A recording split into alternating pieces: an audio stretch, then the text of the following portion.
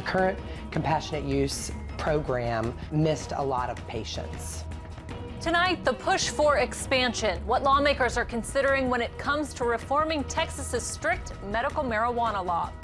Possessing pot, the growing bipartisan support to decriminalize small amounts of it. And a look at where marijuana laws stand across the rest of the country. Capitol Tonight's special State of the Session starts right now.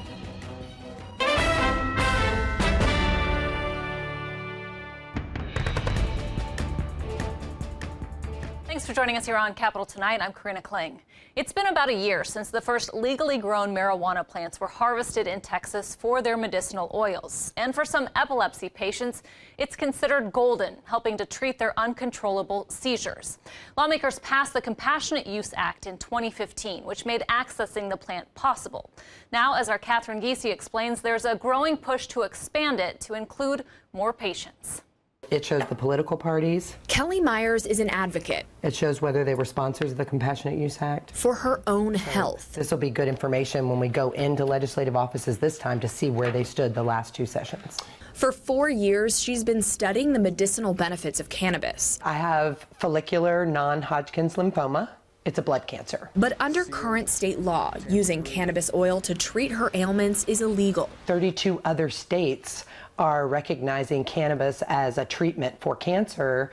Texas doesn't do that. Texas's current medical marijuana program is among the strictest in the country. Only patients with intractable epilepsy can access cannabidiol that's low in THC, the element that gives marijuana users a high. We believe in the power of the plant. We believe in the potential of the plant. Morris Denton is the CEO of Compassionate Cultivation in Central Texas.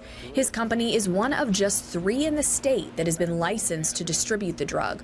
But that can only happen after patients have gotten permission from 2 doctors for a prescription. When you see the impact on a mom who has a child who, has dozens or hundreds of seizures a week, that now finds this medicine, and this medicine reduces the intensity of those seizures or eliminates those seizures, that's life-changing.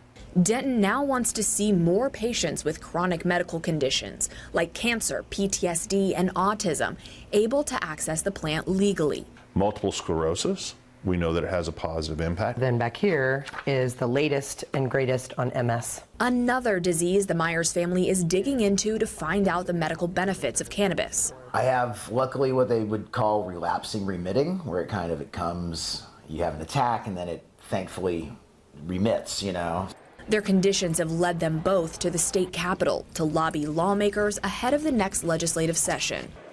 The Myers are hopeful that despite failed recent legislative efforts to expand the Compassionate Use Act, the renewed push by some state lawmakers to roll back restrictions in 2019 will be successful. The support that was there for the bill in the last session gives us a lot of hope that those same legislators will support again, and that through our advocacy work, we can change the mind of more. A push for expansion from a growing group of patients looking for some relief. For Capitol Tonight, Catherine Giese. While Governor Greg Abbott signed off on the Compassionate Use Act in 2015, he's recently said he's still not convinced it should be expanded due to abuses he's seen in other states.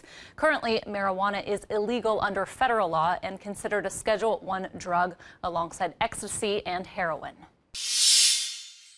Joining us now are 2 lawmakers who have been closely working on this issue the past couple of sessions. Fort Worth Republican State Representative Stephanie Klick authored the 2015 Compassionate Use Act, and San Antonio Democratic State Senator Jose Menendez co-authored the Senate version and is once again pushing for expanding the use of medical marijuana. Thanks to both of you for being on the program. Thank you for having us. Representative Klick, I wanted to start with you just because there's been a lot of conversation about the limitations of the Compassionate Use Act, that it's the strictest in the nation, not necessarily that that's a bad thing, but how do you think this has been going so far? How much has it been helping patients? On a regular basis, I talk to physicians that are prescribing this new treatment to their patients. And not everybody responds. But we do have a class of patients that we refer to as super responders that actually have become seizure-free. Wow. And that's life-changing for a family that is used to dealing with 30, 40, or 100 seizures a day and goes to 0. It's life-changing. Yeah, so there has been, I mean, I know the process has been slow to get people on board and the rollout of all of this, but have been patients who have been taking this medication and responding well to it. Yes. Senator Menendez, you want to expand this program to include conditions such as cancer, post-traumatic stress disorder, spinal cord injury. I know that this will be your third time, I believe, to file or to try to push this bill. Why do you want to see this expanded? Well, because the things that you mentioned in addition to that, what I don't understand, I love what we did with that original bill in terms of helping people with epilepsy. But I think, why should we as elected officials get in the way of patients and their doctors to decide for them? Because today a doctor can prescribe for a patient suffering from back pain, suffering from a myriad of things, suffering from cancer treatment, fentanyl, you talk about Dilaudid, talk about some of the strongest narcotics out there. And we know we have an opioid epidemic. And I've had medical doctors that tell me, if we had access to medicinal cannabis, we could help patients that don't want to be on narcotics. So I just don't think it should be us. If we have the medical science that shows that, yes, people are getting a benefit, like we've heard with epilepsy. I've also heard that people with Parkinson's, multiple sclerosis, ALS, so many other things could get a benefit. We can expand on this Compassionate Use Act in order to give patients and doctors the tools they need. Representative Click, would you like to see the Compassionate Use Act expanded? There are some changes in some conditions that I would consider adding, MS being one, spasticity being another condition where we have good scientific data to support that. I support a science-based approach. The political will. We've seen the Texas Republican Party put it in their platform this last year to include expansion of the Compassionate Use Act. There's growing public support for this. Do you think that this is the session that this happens? I sure do hope so. Look, healthcare is not a partisan issue.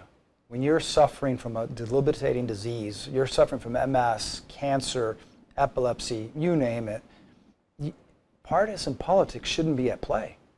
I think what my friend Representative Click just said makes sense. You know, let's go with the science and get rid of all of these, you know, these hang-ups that people have about when they use the word marijuana or something like that.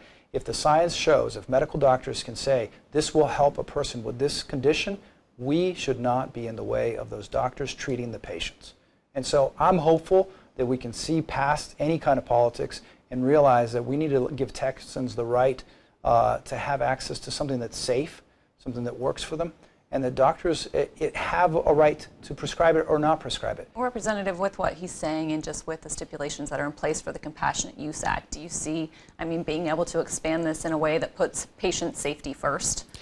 I think that there are ways to do that, but I would take this even a step further. I believe that we need a research initiative so that we have good data. You know, most of the research on medical cannabis in the last 50 years has been done in Israel.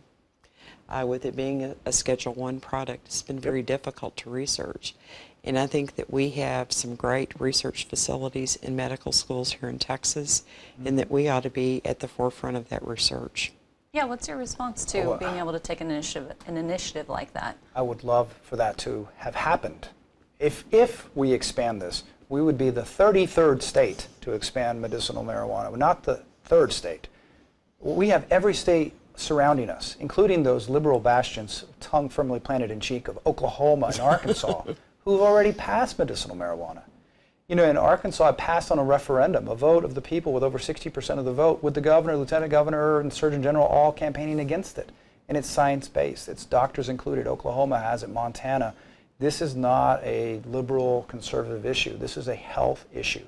So research, great, but that's a federal issue where we got to get this it unlisted as a Schedule I drug, which is ridiculous as well. And then we can have U.S.-based research. But I think we can't continue to fall further and further behind. And I think this session, let's be the 33rd state and not wait to be the 43rd state. How could Texas, I'll put this question to both of you, but how might Texas stand to benefit from expanding medical marijuana here in the state? I mean, we've heard a number of the reasons already, but just with expanding the Compassionate Use Act. I would say, like our epilepsy patients, the fact that they are spending less time in the hospital in the emergency room, you have reduced healthcare cost because their seizures are better controlled. Some of those patients have private insurance, some of them do not. I mean, they're on Medicaid. Senator? Well, in addition to giving people a healthier option, and I say healthier because if you're already on narcotics, we know we have an opioid epidemic. Many people don't want to be using opioid narcotics. That's the biggest issue. Above that, could we gain from research? Could we gain from lower medical bills? Could we gain from lower visits to the hospital? Yes, there are all sorts of benefits to the state. Could there be financial benefits to the state? Possibly. But that all takes a backseat to helping everyday Texans not feel like they have to break the law. I heard today about a lady, an older woman who has bone-on-bone pain, grading a disease where she has bone-on pain, and because she's an elderly, very, a person that has never broken the law in her life, is afraid even to go visit a state to take something that might provide her benefits. And the narcotics are just putting her in a stupor. A conversation that we will continue during this next session. We hope to have both of you back on the program. Thank you so much for being with us. Thank you. Looking forward to it. Coming up next, the push to decriminalize marijuana in Texas. You're watching Capitol Tonight's State of the Session.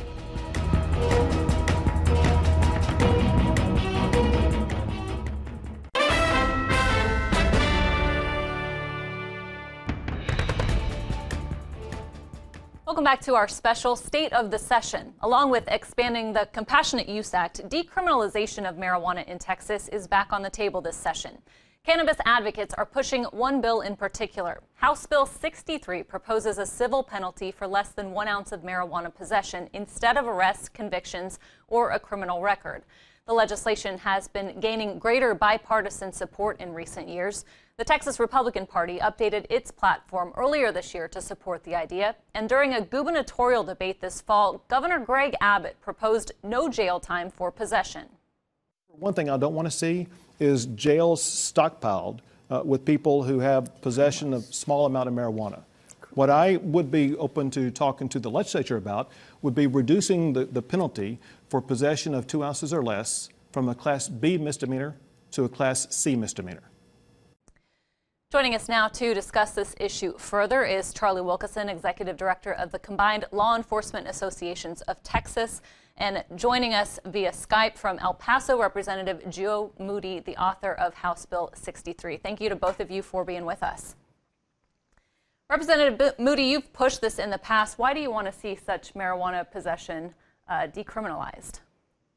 The reasons are fairly straightforward, and there's various reasons for someone to get involved in this. You have between 60 and 70,000 arrests for small possession of marijuana across the state of Texas every single year. For the most part, those are young people. When they're convicted of those crimes, that makes it more difficult to find a job, to drive a car, to get their education, to find housing. And so there really is an economic impact to continuing to criminalize this specific type of activity. And it certainly is a significant significant waste, in my opinion, of taxpayer dollars, of our law enforcement resources. We could do more work in other arenas that are more important, I feel, than low-grade simple possession. Charlie, as someone who represents law enforcement, where does CLEAT stand on this? Well, we don't have an official position because there's so many critical things that we're faced with in the legislature, officer issues, that this is not something we're going to spend a great deal of time on. We have a great affinity and friendship for Chairman Moody, and we'll be looking to him for leadership. But I would say that the place where attitudes have changed and political circumstances have changed, the governor of Texas is talking about this. The Republican Party platform is addressing it. I think where officers are not going to ever change their mind is on people selling this to children, this trafficking of large amounts, for sale, and probably for the issue of impairment, people on the roads and highways that are just as impaired as a drunk driver. So those are the kind of places where we can come together and look for common ground, but there's a lot of other things that CLEAT's going to be spending its time on during session. Yeah, Representative Moody, I mean, he mentioned impairment, but what about stipulations, anything that's in place or that would be in place for driving under the influence with some kind of possession if this is decriminalized? So this bill only impacts simple possession. So if you are impaired and you are driving, that's against the law today. That's an arrestable offense today, and it would be if this bill passed. So to prove up marijuana intoxication today in a DWI case or in DUI case would be the same with or without this bill. And so I don't think it ultimately will have an impact on how that is prosecuted. Yeah, Charlie, I'll let you respond to that, but also just in terms of, as you were talking about, not having a big focus on this, with the focus that you do have on it, would it be beneficial to be able to free up police to not have to police this so much? There are real issues facing the state, you know, as far as criminal behavior and human trafficking and other things that are have a huge drain on taxpayers, law enforcement.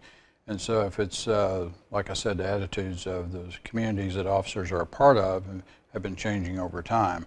And so I don't want to speak directly to how the piece of legislation is going to turn out, but officers are not going to be standing up and standing in the way of something that could free up more resources to do other things. Yeah, Representative Moody, just to that point, what kind of discretion would police have, or what do you see being kind of their discretion when dealing with this? Well, I mean, if this bill is implemented, you have a civil sanction for mere possession. And so that's a citation that summons you to court, not an arrest. If there's some other offense going on or the officer investigates, a good example is if they smell marijuana, right? This only deals with an ounce or less. So just because you smell marijuana doesn't mean you know how much there is. So the officer still has the ability to ascertain if there's any other criminal conduct going on, if there are any other offenses are being committed. And so those people are not going to benefit from a bill like this. This is going to benefit the roughly 60,000 arrestees that are holding in simple possession, and not going to run through the traditional criminal court system. And it's actually going to free up a lot of time for officers. And let's be honest, a lot of jurisdictions are starting to do this on their own now. I think that's a good thing, but what it does is creates a patchwork of laws across the state. And that's maybe not the best way to address this. So having a statewide effort that sets the bar at the proper place, that I think this does, would create, and prosecutors can go further if they want to, but this would set a level bar across the state. Think this passes this next session? And if so, I mean, negatives, benefits, the others that you see with this law in place? Well, we're in new ground, and we'll see how it goes. The threat to the doctrine of local control is full effect in the Capitol. Cities and counties not being able to do what they need to do at home, tax cap and other things that we're opposed to. But as long as this doesn't tie the hands of officers and their ability to do their jobs and make arrests in serious other crimes, and it stays very limited and the language is controlled like this, you get it where Greg Abbott can sign it, then we're probably going to be fine. Representative Moody, I'll end with you. You think this passes this next time around? I know you've pushed it several times. Well, they say it takes 3 sessions to pass anything of significance, so this will be the 3rd session. The governor's comments in the debate were welcome comments, and he said ultimately his goal is to not have our jails crowded with these types of offenders, and the easiest and best way to solve that is to create a civil penalty, a civil sanction like this bill does. And so I look forward to working with him, with my Republican colleagues, and those on my side of the aisle as well, to see this through the process. Representative Joe Moody, Charlie Wilkerson, we'll get both of you back in. Thank you so much. Thank you. And still ahead, a look at where other states stand when it comes to marijuana legalization.